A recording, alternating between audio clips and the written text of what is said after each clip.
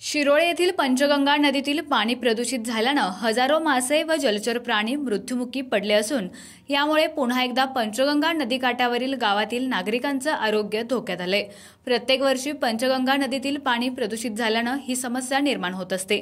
त्यामुळे या प्रकाराकडे संबंधित विभाग लक्ष देणार का असा सवाल आता नागरिकातून विचारला जाऊ लागलाय।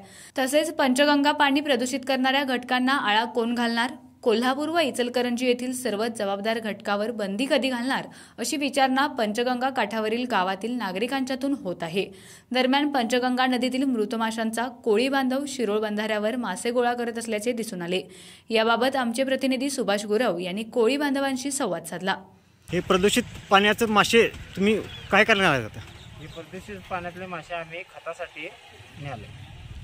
आता कुठून नेणार खतासाठी? रत्नागिरीला आहे कारखाना खताचा। लाईव्ह मराठीसाठी शिरोळहून सुभाष गुरव।